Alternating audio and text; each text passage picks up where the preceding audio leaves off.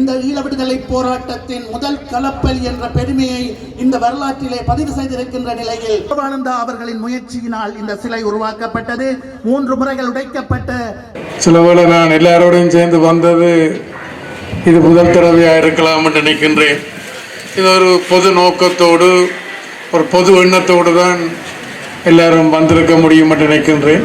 போராட்டம் நாங்கள் எல்லாரும் ஒரு நல்ல நோக்கத்தோடு ஒரு நம்பிக்கையோடு தான் ஆயுத போராட்டத்தை ஆரம்பித்த நாங்கள் அதுவும் பலவீனப்பட்டு நாங்கள் இன்றைக்கு இந்த நிலையில் வந்திருக்கின்றோம். போராட்டத்தில் தங்களை அர்ப்பணித்த அரசியல் வேறுபாடுகளுக்கு அப்பால, இயக்க வேறுபாடுகளுக்கு அப்பால, கட்சி வேறுபாடுகளுக்கு அப்பால சிலை அமைக்கின்ற ஒரு எண்ணம் தீவிர வன்முறைகளில் ஈடுபட வேண்டும் என்பதற்காக அல்பரத்துடைய காருக்கு வெடிகுண்டு வைத்தது, ஏஎஸ்பி சந்திரசேகரோட வாகனத்துக்கு குண்டு வீசியது போன்ற ஆயிரக்கணக்கானவர்கள் அந்த உடலை பார்க்க முடியாத ஏற்பட்ட நேரத்திலே அந்த பிரேத பெட்டியை செங்குத்தாக வைத்து மக்கள் பார்வைக்கு அஞ்சலி செலுத்திய போன்ற நிகழ்ச்சிகளை நாங்கள் எண்ணி பார்க்கிறோம்.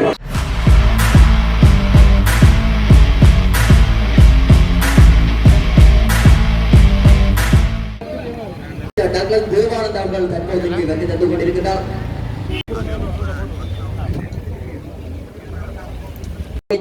ஆரம்பமாக இருக்கின்றது.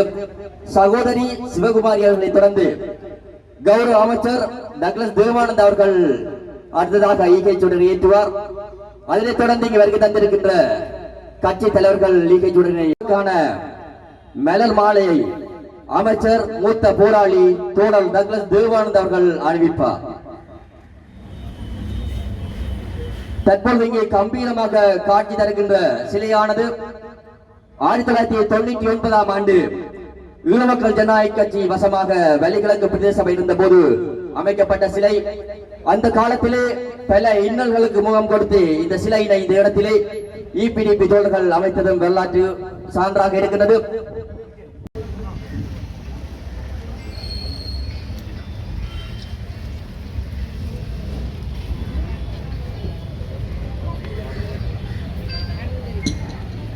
ஈழ விடுதலை போராட்டத்தின் மூத்த போராளி பொன் சிவகுமாரன் அவர்களுடைய 50வது நினைவு தினம் தற்போது நடைபெற்றுக் கொண்டிருக்கின்றது. தங்களுடைய குடும்பத்தில் தங்களுடைய உடன் பிறந்த சகோதரர்கள் இந்த ஈழ விடுதலை போராட்டத்தின் முதல் கலப்பல் என்ற பெருமையை இந்த வரலாற்றிலே பதிவு செய்திருக்கின்ற நிலையில் ஒரு வீரம் சரிந்து தன்னுடைய சந்தியாருக்காக எதிர்காலம் கௌரவமானதாக இருக்க வேண்டும். இந்த மண்ணிலே தமிழ் மக்கள் அனைத்து அரசியல் உரிமைகளையும் பெற்றவர்களாக வாழ வேண்டும். தமிழரசு கட்சியினுடைய தலைவர் மாவை சேனாதிராஜா அவர்கள் அந்த மாலையை தற்போது அணிவித்துக் கொண்டிருக்கின்றார்.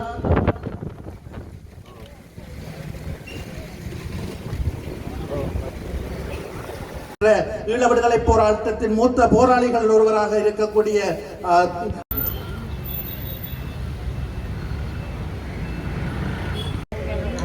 அதனைத் தொடர்ந்து மூத்த போராளி நித்யானந்தன் அவர்கள் தியாகி சிவகுமாரனுக்கு மாலை அணிவித்த நிலையிலே பிரேமச்சந்திரன் அவர்கள் பொன் தியாகி சிவகுமாரன் அவர்களுக்கு தியாகியத்தை உணர்ந்து கொண்டு இந்த நிலையிலே இன்று அவருடைய 50வது ஆண்டு நினைவை கொண்டாடுவதற்காக 50வது ஆண்டு நினைவு தினம் தற்போது மிகவும் சிறப்பான முறையில் இடம்பெற்று வருவதை அவதானிக்கக்கூடியதாக இருக்கிறது. வடக்கு மாகாண சபையினுடைய முன்னாள் உறுப்பினர் சர்வேஸ்வரன் வரிசையாக வந்து அவருக்கான மலரஞ்சலி நிகழ்வுகளை இங்கே ஏற்பாடு செய்து கொண்டிருக்கின்றார்கள். இந்த பொன் சிவகுமாரன் மூத்த போராளி அமைச்சர் டக்ளஸ் தேவானந்தா அவர்களின் முயற்சியினால் இந்த சிலை உருவாக்கப்பட்டது. 3 முறைகள் உடைக்கப்பட்ட சிலையை மீண்டும் உருவாக்கி இன்று 50வது ஆண்டு ஜனநாயக கட்சியினுடைய செயலாளர் நாயகம் அமைச்சர் டக்ளஸ் தேவானந்தாவிற்கு இந்த பொன் சிவகுமாரனுடைய நினைவு நாளை அனுஷ்டித்துக் கொண்டிருக்கின்ற அனைவருமே ஈழப் போராட்டத்தினுடைய ஆரம்பகால போராளி என்ற வகையிலே வந்து அவருக்கான அஞ்சலியை செலுத்திக் கொண்டிருக்கின்றார்கள். இந்த 50வது எனக்கு தியாகி பொன் சிவகுமார் அவர்களோடு நேரடியான பரிச்சயமோ தொடர்போ இல்லை. ஒன்று வயது வித்தியாசம், மற்றது வயது வித்தியாசங்கள் வெவ்வேறு நிலைமைகள் காரணமாக நேரடி தொடர்பு இல்லை. ஆனால் அவரோடு செயல்பட்டவர்களோடு எனக்கு பிற்காலத்தில் நெருக்கமான தொடர்புகள் இருந்தது. அந்த வகையில் தோழர் தவராசா, அதே போல் பிரான்சிஸ் என்று சொல்லப்படுகின்ற கிபி அரவிந்தன். ஆனால் அவரும் நானும் 78ஆம் ஆண்டு ஈரோஸ் அமைப்பிலிருந்து பாலஸ்தீன விடுதலை இயக்கத்திற்கு பயிற்சிக்கு சென்றவர்களுடைய 3வது குழு என்று நினைக்கின்றேன். வந்த வகையில் அந்த பயிற்சி நேரங்களிலும் சரி அல்லது ஈரோஸ் அமைப்பில் இருக்கின்ற பொழுதும் சரி அவர்கள் அதை சொல்லியிருக்கின்றார்கள். இன்னொரு முக்கிய பெண் போராளியை மறந்துவிட்டு அங்கியர் கண்ணி அவர்கள், மற்றது சச்சியன் அவர்கள், அனைவருக்கும் நான் வணக்கத்தை தெரிவித்துக் கொண்டு இதில் இந்த சிவகுமார் அவர்களது சிலைகள் 3 தடவைகள் உடைக்கப்பட்டதாகவும் அதே நேரத்தில் அதே காலகட்டத்தில் வேறு பல சிலைகளும் உடைக்கப்பட்டது எங்களுக்கு வரலாற்றில் தெரியும். அப்போ இதில் சிவகுமாருடைய சிலையினுடைய பின்னணி வேறு, ஔவையார் அவர்களுடைய சிலையினுடைய பின்னணி வேறு. வித்தியாசம் தெரியாமல் அவர்கள் எல்லாத்தையும் ஒன்றாக நினைத்து உடைத்திருக்கின்றார்கள் போல இருக்கின்றது. ஆனால் இந்த 3 தடவை பிறகு அதை நாங்கள் நம்பிக்கையோடு தத்துணிவோடு தான் நாங்கள் அதை நியமித்திருக்கின்றோம். நான் அடிக்கடி சொல்வதுண்டு, என்னுடைய அந்த தேசிய நல்லிணக்கம், அதுபோல் நான் வேறு பல உதாரணங்களையும் நான் இங்கு சொல்லலாம். மடத்தடியில் உங்களுக்கு தெரியும், அந்த அரச மரத்துக்கு கீழே கான்கிரீட் போட்டு புத்தர் சிலையை கொண்டு வர இருந்தவர்கள். நாங்கள் அதை சம்பந்தப்பட்டவர்களோடு கையாண்டு அந்த இடத்துக்குரியவர் புத்தர் அல்ல, அந்த இடத்துக்குரியவர் தனிநாயம் அடிகளார் என்று சொல்லி அவரை நாங்கள் அங்கு நிறுவியிருக்கின்றோம். அதுபோல் நான் என்னுடைய தேசிய நல்லிணக்கத்துக்கு நான் பல உதாரணங்களை நான் சொல்லலாம். ஆனால் இன்று இந்த பொன் சிவகுமாருடைய நினைவு தினத்தில் இன்று பல கட்சிகள் இங்கு அஞ்சலி செலுத்த வந்திருக்கின்றார்கள். சில வேளை நான் எல்லாரோடையும் சேர்ந்து வந்தது இது முதல் தடவையாக இருக்கலாம் என்று நினைக்கின்றேன். இது ஒரு பொது நோக்கத்தோடு ஒரு பொது எண்ணத்தோடு தான் எல்லாரும் வந்திருக்க முடியும் என்று நினைக்கின்றேன். இப்போ பொன் சிவகுமார் அவர்கள் என்னத்துக்காண்டி போராடினாரோ அல்லது என்ன நோக்கத்திற்காக அவர் தன்னை அர்ப்பணம் செய்தாரோ அதுபோல தான் இங்கு ஆயுத போராட்டத்தில் நேரடியாக ஈடுபட்டவர்களும் இருக்கின்றார்கள், அவருக்கு பக்கபலமாக இருந்தவர்களும் இருக்கின்றார்கள். அது ஒரு தமிழ் மக்களுடைய, தமிழ் தேச மக்களுடைய அரசியல் உரிமை, அவருடைய கௌரவம், அவர்களுக்கான ஒரு சமத்துவமான வாழ்க்கை இந்த நாட்டில் அமைய வேண்டும் என்பதுதான் அந்த நோக்கமாக இருந்தது. அந்த வகையில் நாங்கள் எல்லாரும் ஆயுதம் தூக்கி போராடினாங்கள். ஆனால் ஒரு கட்டத்துக்கு பிறகு அந்த போராட்டம் பலவீனப்பட்டு திசை திரும்புகிற போராட்டம் நாங்கள் எல்லாரும் ஒரு நல்ல நோக்கத்தோடு ஒரு நம்பிக்கையோடு தான் ஆயுத போராட்டத்தை ஆரம்பித்த நாங்கள் ஆயுத போராட்டத்துக்கு கூடாகத்தான் நாங்கள் எங்களுடைய உரிமைகளை, எங்களுடைய விடுதலையை அல்ல எங்களுடைய மக்களை பாதுகாக்கலாம் என்ற நோக்கத்தோடு தான் நாங்கள் எல்லாரும் ஆரம்பித்த நாங்கள். ஆனால் ஒரு கட்டத்துக்கு பிறகு அந்த போராட்டம் பலவீனப்பட்டு திசை திரும்பி விட்டது. அந்த நேரத்தில் இலங்கை இந்திய ஒப்பந்தம் ஏற்பட்டது. அப்போ அந்த இலங்கை இந்திய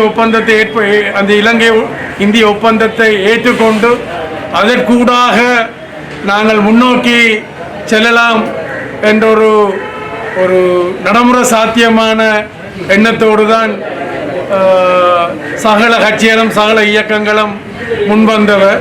ஆனால் துரதிர்ஷ்டவசமாக அந்த எண்ணத்தை கூட இந்த உள்ளொன்று கொள்ளுகின்ற அந்த கொள்கை அல்லது அந்த நடைமுறை காரணமாக அதுவும் பலவீனப்பட்டு நாங்கள் இன்றைக்கு இந்த நிலையில் வந்திருக்கின்றோம். எனக்கு நம்பிக்கை இருக்கின்றது, நாங்கள் இந்த நிலையில இருந்து மீளலாம். ஆனால் மீள்வதற்கான ஒரு சரியான நடைமுறைகளை முன்னெடுப்போமாக இருந்தால் நான் நம்புகின்றேன் நாங்கள் இதிலிருந்து மீளலாம். என்ன மாதிரி இந்த பொன் சிவகுமாருடைய சிலை 3வது தடவைக்கு பிறகு அந்த சூழல் இருந்தும் அது தகர்க்கப்படாமல் இருக்கின்றதோ அந்த தேசிய நல்லிணக்கம் என்பது அடிமைத்தனமான வாழ்க்கையோ அல்லது கூல கும்பிடு போடுறதோ அல்ல. எங்களுடைய தளத்தில் இருந்து கொண்டு எங்களுடைய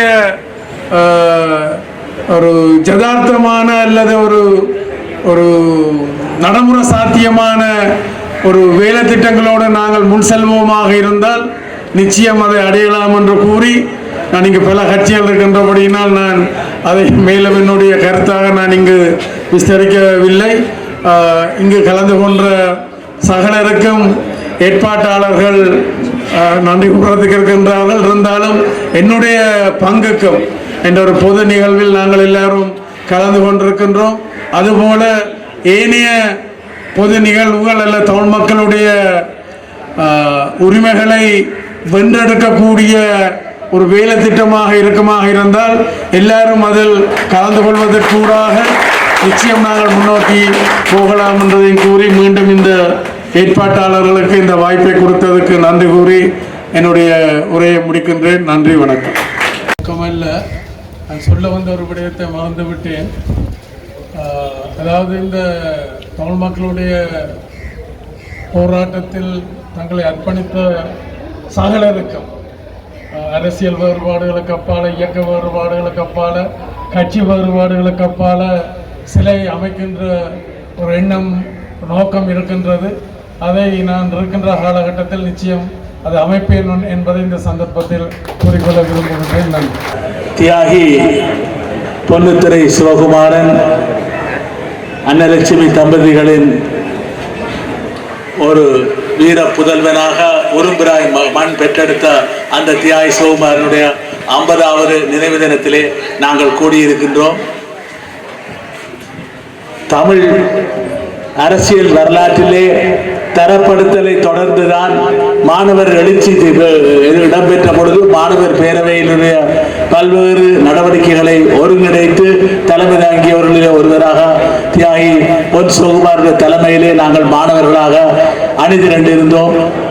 மருதனார் மடத்திலிருந்து யாழ்ப்பாணம் வரை ஊர்வலங்கள் போன்ற பல்வேறு அரசுக்கு எதிராக நாங்கள் குரல் கொடுத்திருந்த சூழ்நிலையிலே 74ஆம் ஆண்டிலே அந்த தியாகி சிவகுமாரன் அவர்கள் அந்த தமிழராட்சி மாநாட்டை தொடர்ந்து தீவிர வன்முறைகளில் ஈடுபட வேண்டும் என்பதற்காக அல்பரத்துடைய காருக்கு வெடிகுண்டு வைத்தது, ஏஎஸ்பி சந்திரசேகரோட வாகனத்துக்கு குண்டு வீசியது போன்ற பல்வேறு நடவடிக்கைகளால் கைது செய்யப்பட்டு நடவடிக்கைகளிலே அவர் சிறை சென்று திரும்பிய காலகட்டங்களிலே எங்களுடைய இனத்திலே காட்டி கொடுக்கின்ற நிலைமைகள் போல அவர் படகுக்கு பணம் கொடுத்த பணத்தை ஏமாற்றிய காரணத்தால் வங்கி கிளையை கொள்ளையடிக்க எடுத்த முயற்சியிலே அவர் தன்னுடைய உயிரை தற்கொலை மூலம் அவர் இந்த ஒரு நிலைமை ஏற்பட்டது.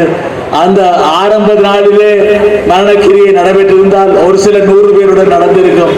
ஆனால் இறுதியிலே அவருடைய மரணக்கிரியை விரும்புகிற மயானத்திலே நடைபெற்ற பொழுது ஆயிரக்கணக்கானவர்கள் அந்த உடலை பார்க்க முடியாத ஏற்பட்ட நேரத்திலே தலைவர்கள் அமிர்தலிங்கம் ஐயா, சிவசம்பர ஐயா போன்றவர்கள் அந்த பிரேத பெட்டியை செங்குத்தாக வைத்து மக்கள் பார்வைக்கு அஞ்சலி செலுத்திய போன்ற நிகழ்ச்சிகளை நாங்கள் எண்ணி பார்க்கிறோம். அவ்வாறு தியாகி சிவகுமாரனுடைய அந்த நினைவு மக்கள் மத்தியிலே ஆண்டு விதைக்கப்பட்டது என்று 50 ஆண்டுகளும் சென்று அது இன்றைக்கு இருந்து கொண்டிருப்பதை பார்க்கின்ற பொழுது நிச்சயமாக தியாகி பொன் சிவகுமாரனுடைய அந்த நினைவு, அவர் என்ன நோக்கத்துக்காக போராடினாரோ, தமிழீழ கனவுக்காக போராடினாரோ, அந்த கனவு, லட்சிய கனவு இன்று வரை நிறைவேறாமல் இருந்து கொண்டிருக்கின்றது. இந்த சூழ்நிலையின் பின்னணியிலே தான் இன்றைக்கு பல்வேறு இயக்கங்கள், போராட்டங்கள், அதைத் தொடர்ந்து 50,000க்கும் மேற்பட்ட மாவீரர்கள் தங்களுடைய உயிர்களை ஈகம் செய்தது, 1 லட்சத்துக்கும் மேற்பட்ட மக்கள் தங்களுடைய இன்னுயிர்களை தியாகம் செய்தது போன்ற பல்வேறு விடயங்களை பார்த்தாலும் தியாகி பொன் சிவகுமாரன் அவருடைய அந்த கனவு நிச்சயம் நிறைவேற வேண்டும் என்ற அடிப்படையிலே இந்த தியாகி சிவகுமாரனுடைய சிலை திறப்பு விழா முதலிலே நடைபெற்ற பொழுது தந்தை செல்வாவும் அந்த இடத்திலே பிரசன்னமாக இருந்தார். அது கவிஞர் காசி ஆனந்தன் தலைமையிலே திரு முத்துக்குமார் சாமி அவர்களால் ஈழ விடுதலை இயக்கத்தினுடைய தலைவரால் அங்குரார்ப்பணம் செய்யப்பட்டது. பின்னர் பல தடவைகள் உடைக்கப்பட விழ எழுவோம் என்பது போல தியாகி சிவகுமாருடைய சிலை இன்றைக்கு எழுந்து நிற்கின்றது.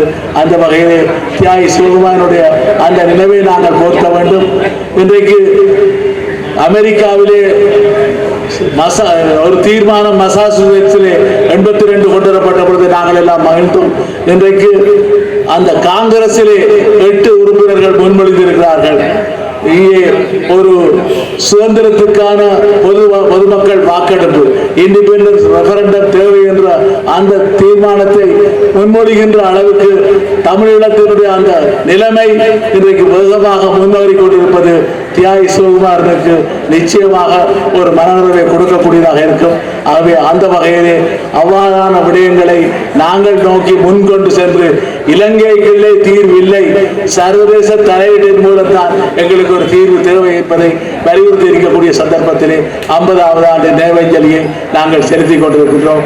ஆகவே அவருடைய நினைவு ஆண்டாண்டு காலம் தொடர்ந்து முன்னெடுத்து செல்லப்பட வேண்டும் என்று கேட்டுக்கொண்டு தமிழர்களின் தாகம் தமிழ தாயகம் என்று கூறி என்னுடைய உரையை நிறைவு செய்கின்றேன். நன்றி, வணக்கம்.